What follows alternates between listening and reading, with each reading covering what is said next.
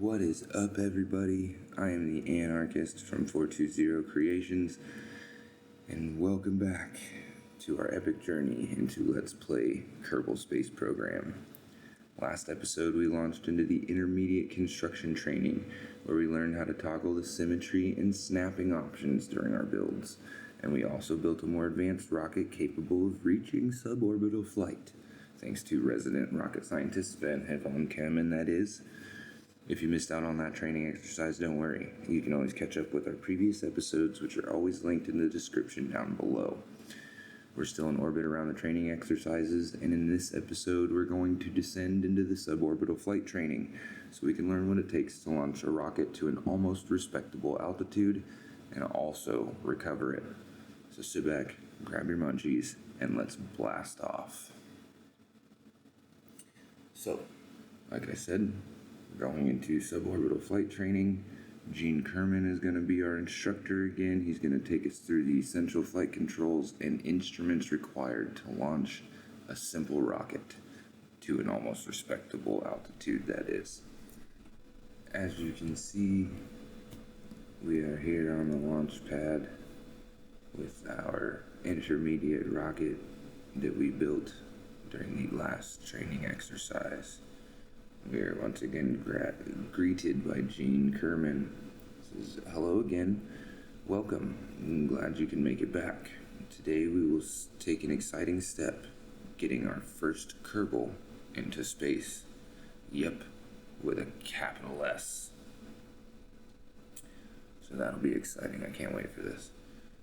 Hopefully, you remember the controls we discussed in the basic flight tutorial, but don't forget that you can always press escape and click the View Key Bindings button for a reminder. If you're ready, let's get started. So yeah, there's our key bindings. Throttle up, left shift. Throttle down is left control. Full throttle is Z. Throttle cutoff is X. Camera mode is C. Camera next, so to cycle through the cameras would be to V. Pitch up, pitch down, SW, Q, E, A, D. So we got our W, S, A, D, Q, and E controls. SAS, hold and toggle, launch on staging. There's a lot of controls here that we don't even know what we're doing. Translate forward is an option down there. Translate backward, we don't even know what that means yet. So there's a lot of key bindings on the computer. It looks like there's dang near one for every letter. I see Z, X, C, V, S, W, Q, E, A, D, F, T, R, H, N, I, J, K, and that's not even scrolling down the screen. There's also the space bar, the left shift, left control.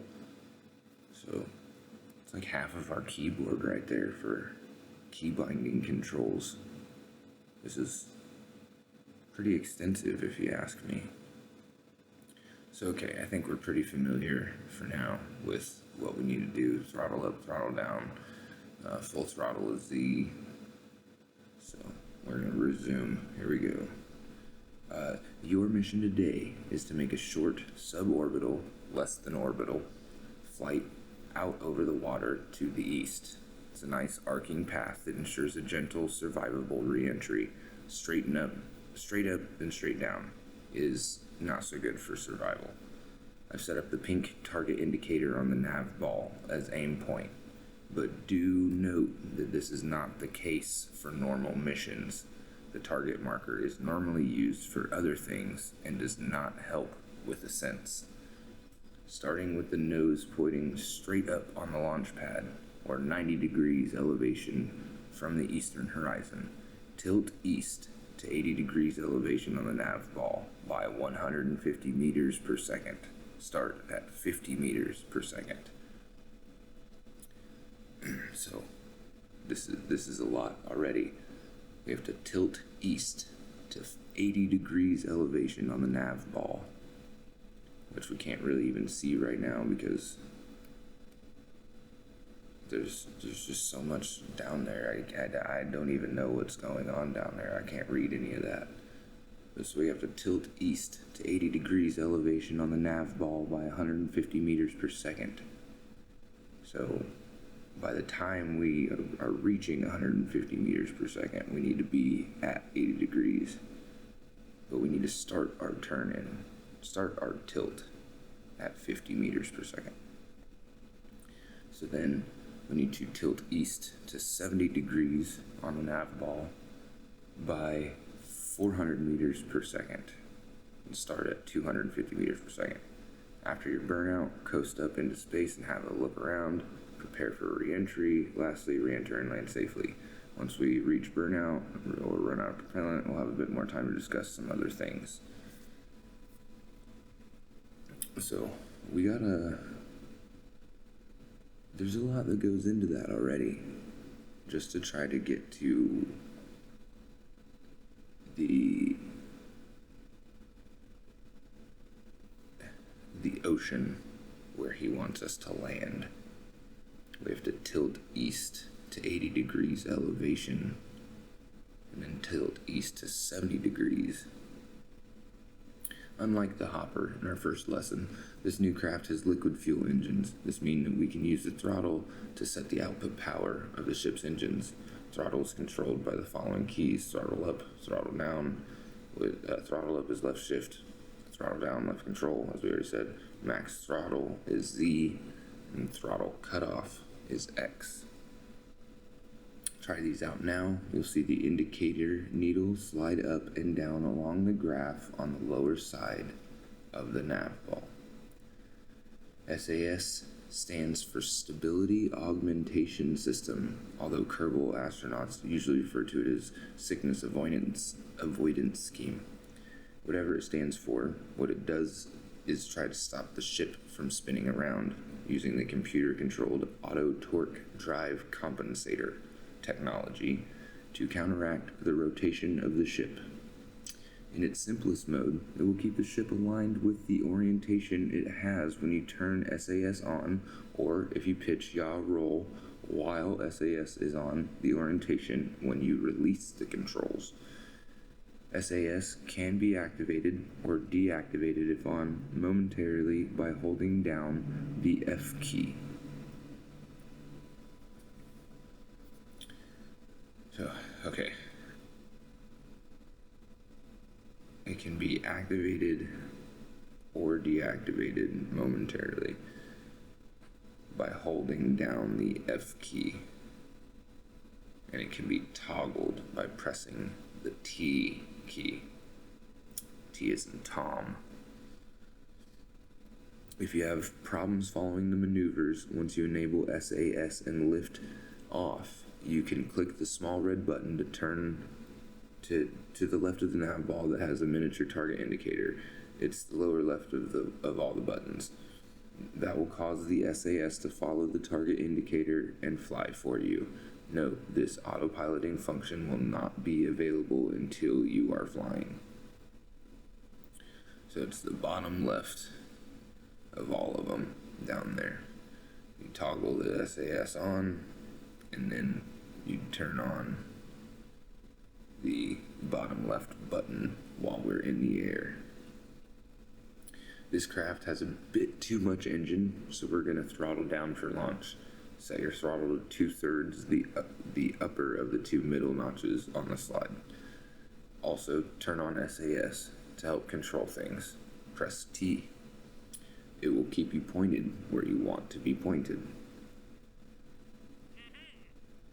During this lesson, some of the information is quite detailed. It can take a while to read, as this is a short suborbital hop, and I don't want you to miss anything important. I will place a warning at the top of the pages where you might want to pause the game to read.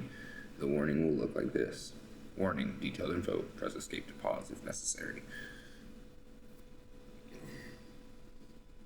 So, I'm glad that they gave us that info, because we'll probably need to pause quite a bit. Okay, enough talk. I'll unlock the rest of the flight controls and you'll be clear to launch. At any time, you may press escape to pause the game. In the pause menu, you can restart the flight, or in this tutorial and return to the main menu. I've enabled the target marker on the nav ball. Give it a look to make sure you see it, and then let's get ready to light this candle. Double check your throttle is set to 2/3, the upper two middle notches on the slider, and SAS is enabled. Then hit space when you're ready to launch. Remember to start turning at 50 meters per second. So here we go. I think we gotta start turning at 50 meters per second. Throttle's gotta be set to 2/3, which it is. Alright. Alright. I think we're ready, guys.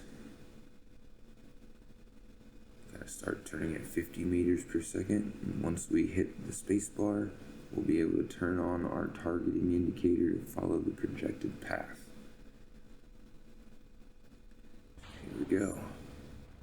Wait for a bit more speed before we start to turn. Now's the time to start turning. Follow the target marker to 80 degrees by the time you reach 150 meters per second. Good work. Get ready to turn further once you've reached 250 meters per second. I'm not even doing anything. Looking good. Now let's turn a little more. We're aiming to get to the 70-degree pitch line. You can follow the marker as it moves there. Oh, look at that nice shot. Excellent work. We've got the rocket just where it needs to be in order to reach space. You should be able to let the SAS keep the craft ready for a while as we accelerate further. Now go ahead and throttle up to full power.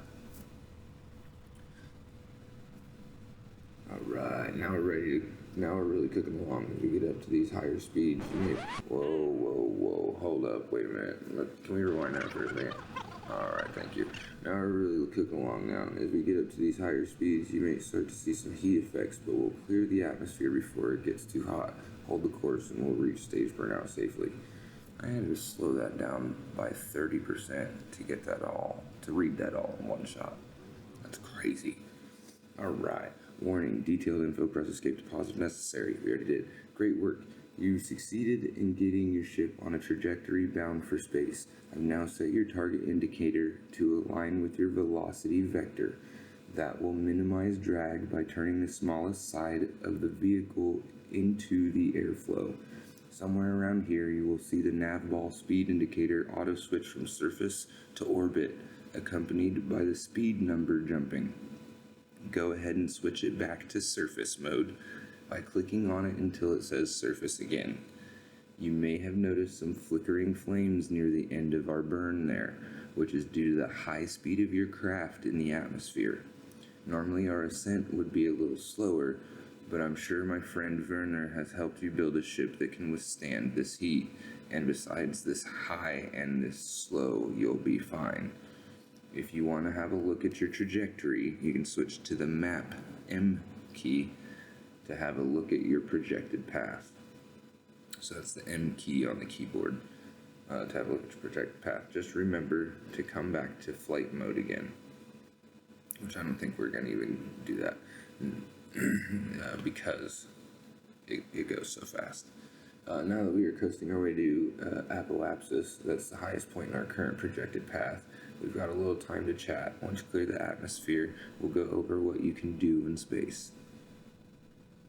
That'll be nice. I want to know what we can do in space, because it's got to be more than just getting there. If his little dialogue box wasn't hovering over there in that corner, that would have been a good shot of the moon. Look at that. Oh, look at that galaxy behind us. That looks beautiful. Ah. That is beautiful. So I feel like we got to our apoapsis, because now we're pretty much stopped. Oh, we're going up a little, we're still climbing a little bit, but we're definitely slowing. Look how, that's definitely a good view. Oh man, that's beautiful.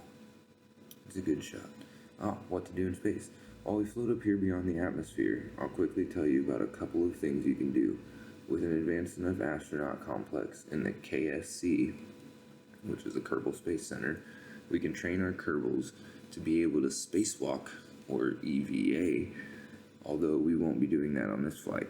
Also, when we are carrying science devices like our goo containers, we can perform experiments. Feel free to play with the goo canisters now by right-clicking on them. I'll let you know when it's time for the next phase of this suborbital flight.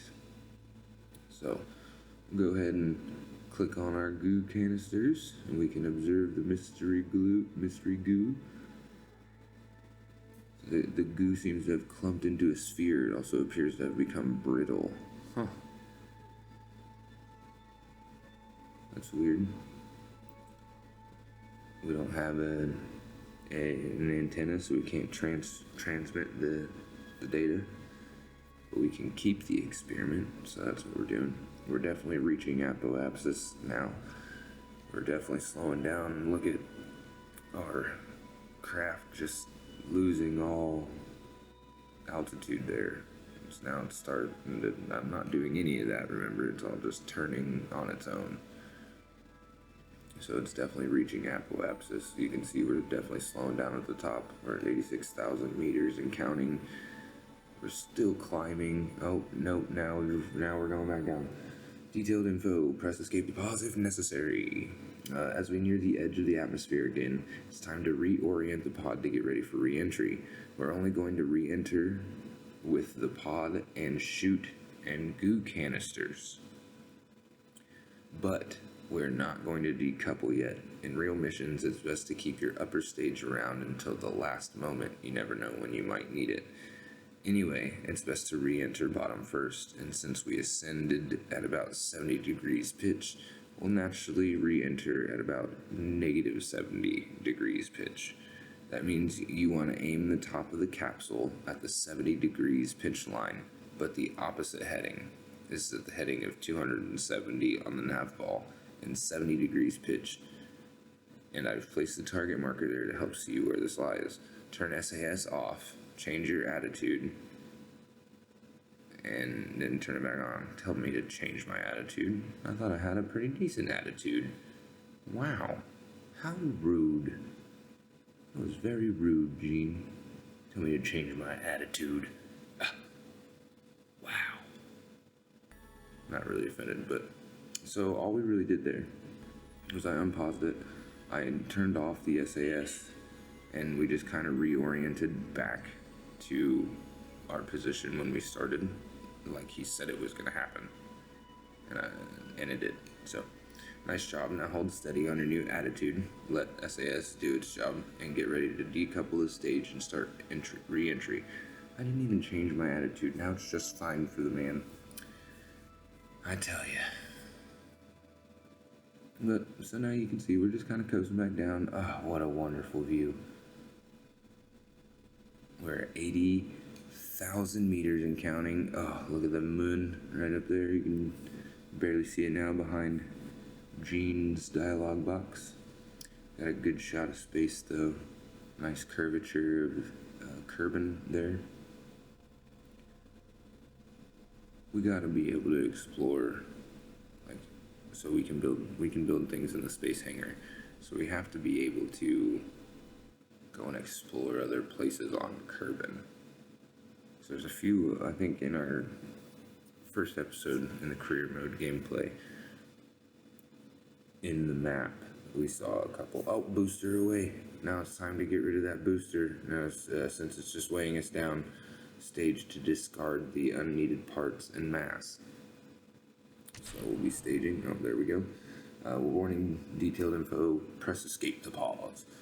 You are now re-entering Kerbin's atmosphere. Make sure to keep all hands and feet inside the pod at all times. We don't want you getting burnt or anything. Don't mind the flames. Van Her is a world-famous rocket scientist after all, and he's built the ship to withstand them. Last time we watched the parachute icon to wait for the right time to open the chute. This time we are going to do something a little different.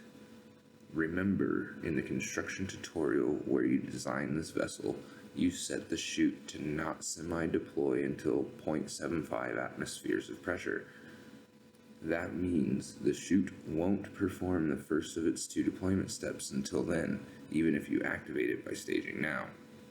On Kerbin, 0.75 atmospheres means about 2,000 meters altitude above sea level, and the craft should be traveling slowly enough by then. The chute will survive deployment. So let's take the bold step of arming the chute now, and let the smarts in there pop it at the right altitude. Oh my goodness. You can trust me. Stage the chute now by pressing space. Warning, detailed. Yeah, okay. Awesome. Detailed info.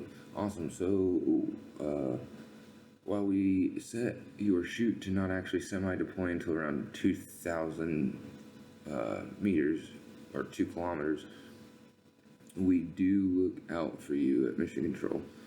We do need to ensure that the opening height at second full deployment step is correct. You can even adjust these parameters during flight, so right click on the parachute now and check their sliders. Don't touch the pressure slider or bad things will happen. And make sure the full deploy altitude is no less than 1,000 meters, or you will not have enough time to slow down. Once you're satisfied, just hang on until about 2,000 or 2 kilometers and watch the parachute trigger itself according to the settings you've chosen. While we're waiting, I want you to look at the bottom of the capsule. Note that you do not have a heat shield. You don't need one because it's such a gentle flight. Actually, a heat shield would make things more dangerous on this craft because the additional mass would be pushing the limits of this model of parachute. So that's good to know, because we will need heat shields at some point whenever we re-enter Kerbin's atmosphere, if we do make orbit, if and when we make Kerbin's orbit. So we'll need heat shields, but we'll obviously not be able to use this parachute. Oh, there we go. You can see the heat coming now. Just barely flickering there. I guess it is kind of hard to see. You guys see the whole screen. I'm zoomed in a little bit so I can read. We're just kind of coasting here, aren't we? 10,000 meters and counting.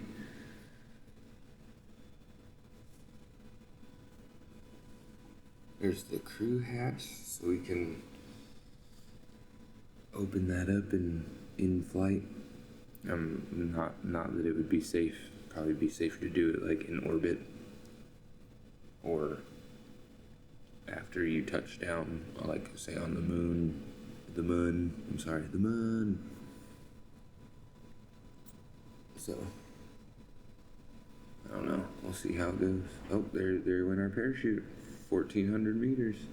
The chute is away. Now enjoy a leisurely float down to the surface. So yeah, that's a very leisurely float. We're at 300 meters and counting. I wonder how long this is actually going to take. But so that was a pretty good flight.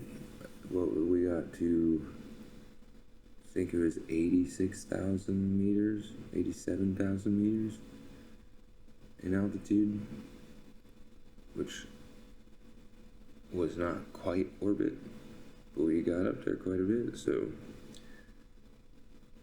we're well on our way to learning how to design rockets to be able to at least orbit Kerbin. And then our next step would be to design a rocket that would be able to land on the moon. And remember, we have the Mun and Minmus to land on. Those are the 2 moons of Kerbin. Welcome back and congratulations on completing and even surviving your first real mission. You've managed to launch, control your vessel into space, orient yourself correctly, and land safely. That's quite an achievement. If you want to practice this again, choose revert to launch from the pause menu, otherwise end the scenario, and be sure to check out the other tutorials. My next one is about going for orbit and is really exciting. There's always lots more to learn at the KSC. Sorry, that was a little much from that. But there was the suborbital flight training, you guys, and with that, that's going to do it for this one now that we're back at the main menu. But thank you guys for tuning in, and I hope you enjoyed this week's journey into the Kerbalverse. There's a couple, you can see some of the more of the training exercises we got there. There's quite a bit. We do at some point need to go for the Gopher Orbit and Orbiting 101, but don't forget to tune in next week, where we'll be finishing up our current set of training exercises and hopefully learning a little bit more about the science aspect of the game.